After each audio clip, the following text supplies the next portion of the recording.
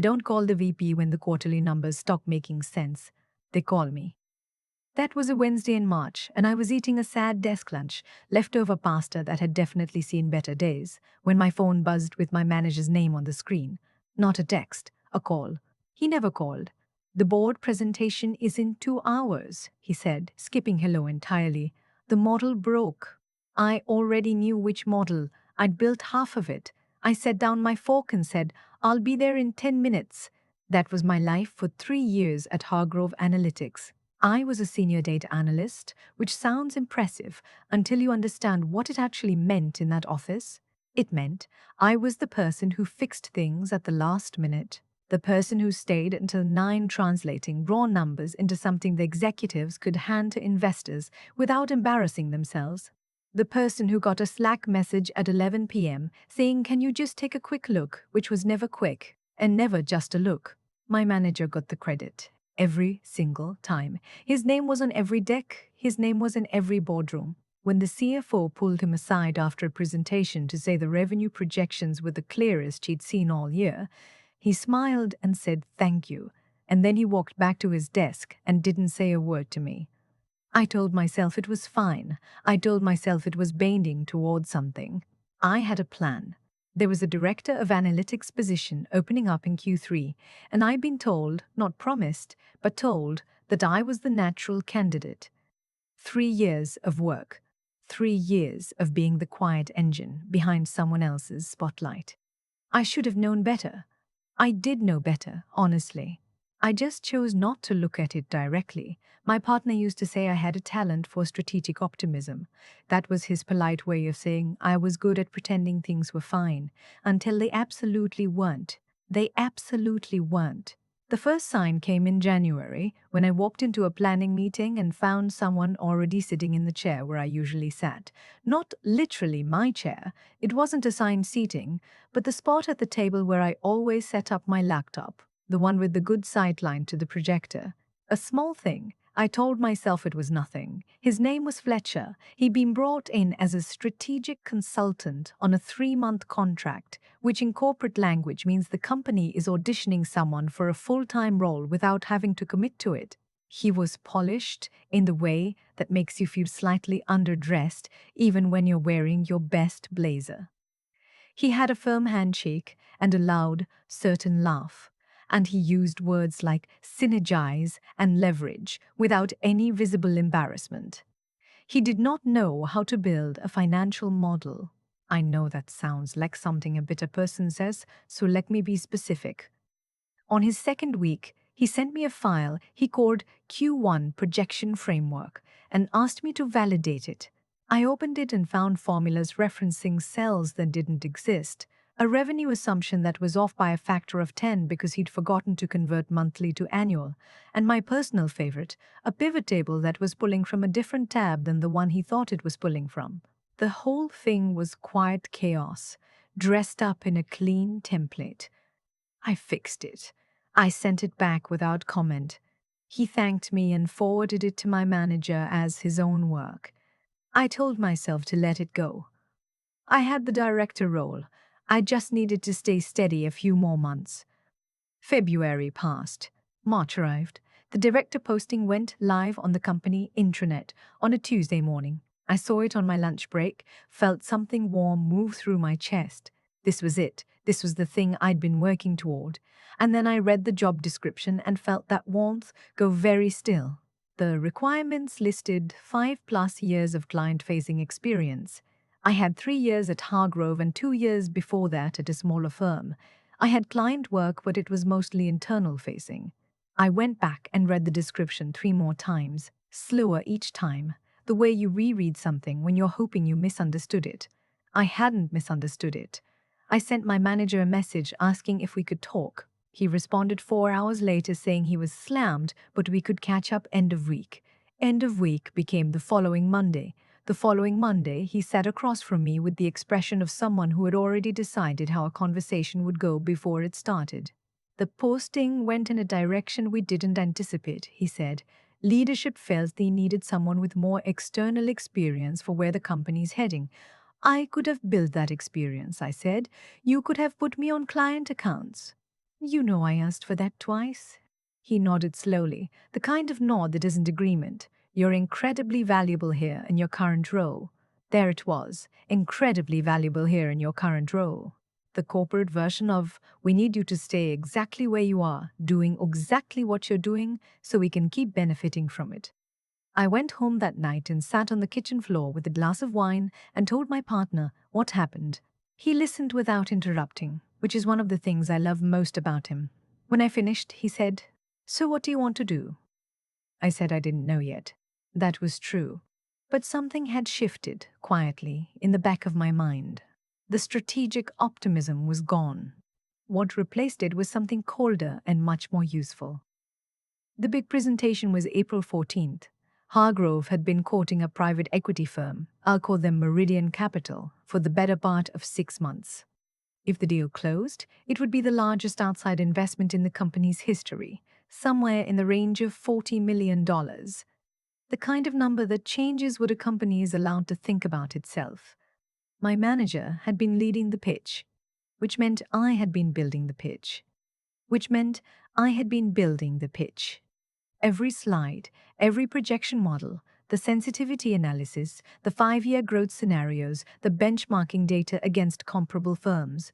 I spent 3 weekends in February and March building the underlying architecture of that presentation. My manager would come in on Monday mornings, look at what I'd done, suggest minor wording changes, and then send it to the executive team under his name. The week before the presentation, I overheard something I wasn't supposed to. I was in the copy room, which shares a thin wall with the small conference room we used for prep meetings. The door was slightly open. I wasn't trying to listen. I was waiting for the printer to finish what seemed like the world's longest print job. But the voices carried, and I recognized them immediately. My manager, the CFO, and a name I hadn't heard before, the Meridian Capital contact they'd been working with. The CFO was saying something about the analyst who'd built the model. The Meridian contact was asking follow-up questions, apparently, because she'd flagged some of the projection assumptions as unusually sophisticated for a firm our size. "That's all Fletcher," my manager said. "He's been heads down on the quantitative side since January." I stood very still next to the printer. "He has a strong background," my manager continued. "We're actually looking at moving him into a director role once this closes." The printer finished. I took my papers and walked back to my desk. I sat down. I opened my laptop. I looked at the model, my model, the one with my formulas, my assumptions, my 3 weekends, and I made a decision. Not a dramatic one, not a loud one, just a quiet internal click, like a door locking. I spent the next 4 days doing 2 things simultaneously. The first was finishing the presentation. I did my job, I did it well, I made the deck cleaner, made the model tighter, added a scenario analysis that I knew would land well with the PE audience. If this was going to be the last thing I built for Hargrove Analytics, I wanted it to be undeniably good. The second thing I did was make a call. I had a contact at Meridian Capital, not a close contact. We'd met at a data conference in Chicago 2 years earlier, exchanged cards, connected on LinkedIn, exchanged maybe 6 messages total over the years. Her name was June, and she was a senior associate on Meridian's due diligence team. Smart, direct, the kind of person who asked the questions other people were afraid to ask. I sent her a message on a Thursday evening, simple, professional. I told her I was the analyst who'd built the model she'd flagged as sophisticated, that I had some context that might be useful before the presentation, and that I'd welcome a brief call if she had time. She responded in 40 minutes. We talked for 20. I didn't say anything that wasn't true. I told her about my background, my 3 years at Hargrove, the specific methodologies I'd used in the model. I answered 3 technical questions she had about the projection assumptions. Questions that I noted carefully, the person presenting the work had not been able to answer in preliminary calls. At the end of the conversation, she said, "This is helpful context." I said, "I thought it might be." She said, "Are you happy at Hargrove?" I said, "I'm open to conversations." She said she'd be in touch. April 14th was a Tuesday, which felt wrong somehow. Landmark days should probably happen on Fridays or Mondays. A Tuesday feels like it should be unremarkable. The presentation was at 2 p.m. in our largest conference room. Meridian had sent 4 people, including June, which I hadn't expected. I noticed her immediately when they walked in. She saw me across the room and gave a small neutral nod. Nothing readable, nothing that would mean anything to anyone who wasn't looking for it. My role was support. I wasn't presenting. I was there to pull up additional data if needed, to run calculations in real time if a question required it, to be the background resource that made my manager look like he knew everything. I had set up my laptop at the side table. I had every file open, indexed, ready. My manager opened the presentation. He was good at presenting, I'll give him that. He had the kind of confident, unhurried delivery that reads as authority. He moved through the opening slides smoothly, told the right story, landed the right pauses. Fletcher sat at the table as though he belonged there. He had a notepad and a pen, and he was nodding at things with the energy of someone who understood them. We were 30 minutes in when June asked her first real question. She directed it at my manager. But she was looking at the screen, at a slide I'd built showing our revenue concentration risk. She said, "The weight you've assigned to churn probability in the base case, can you walk me through the methodology there?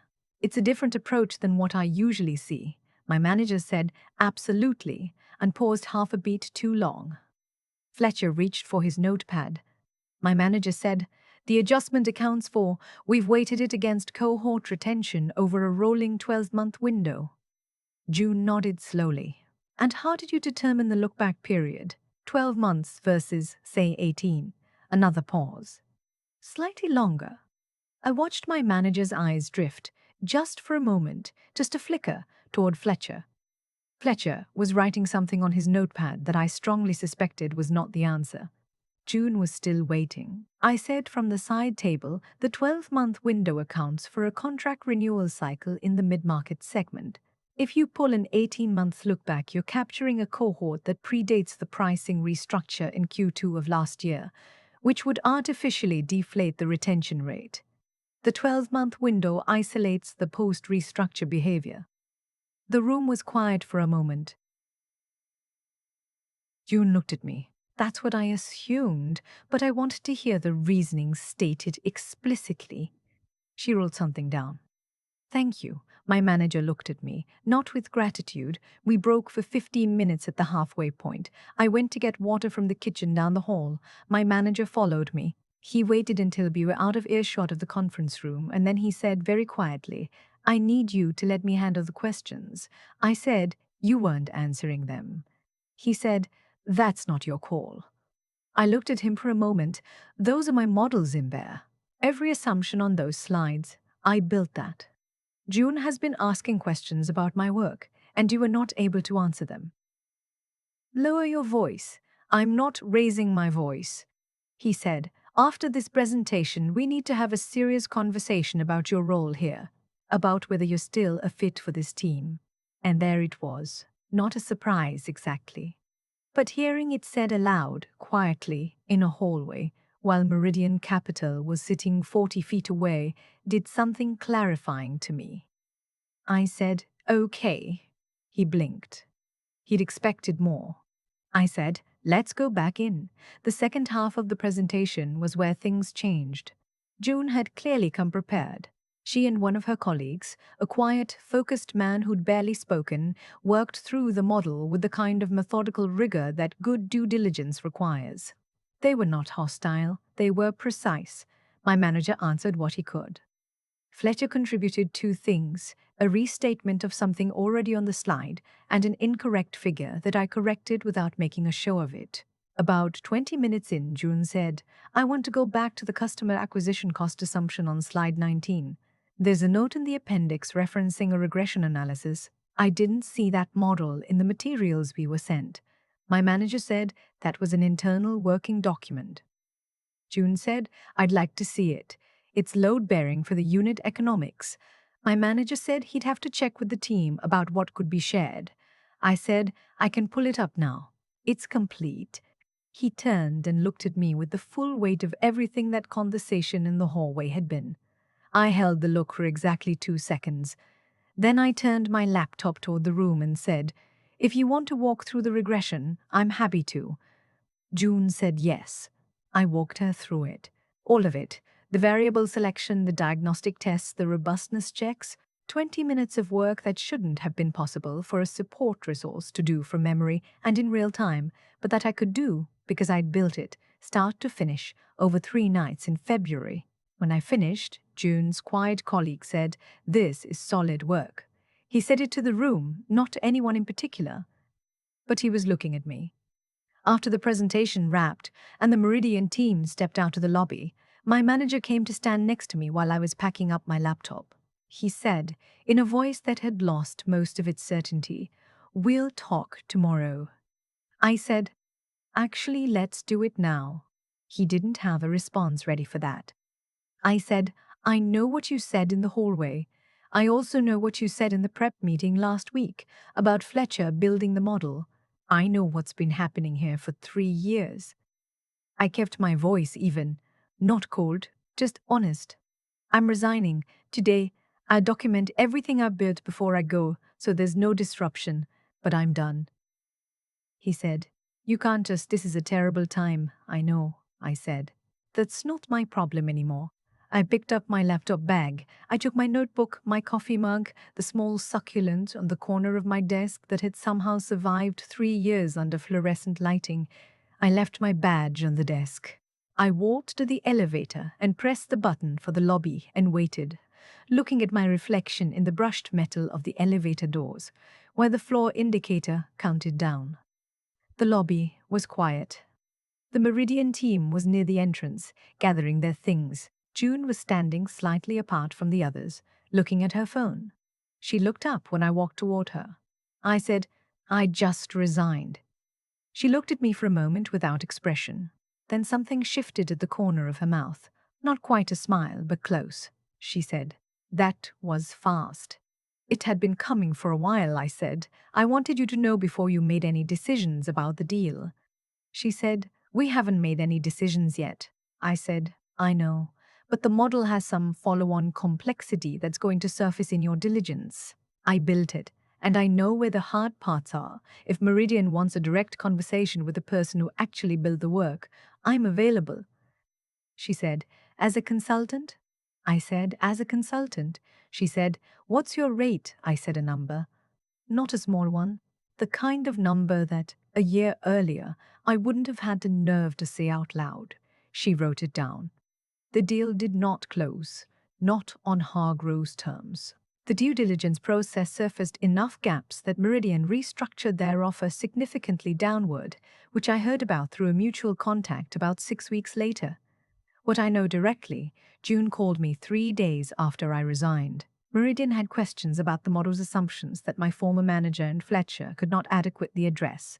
They wanted a 30-day consulting engagement to work through the diligence themselves, with full access to the underlying data. I billed 30 days at my stated rate. I built them a clean, documented, fully audited version of the analytics I'd originally built for Hargrove.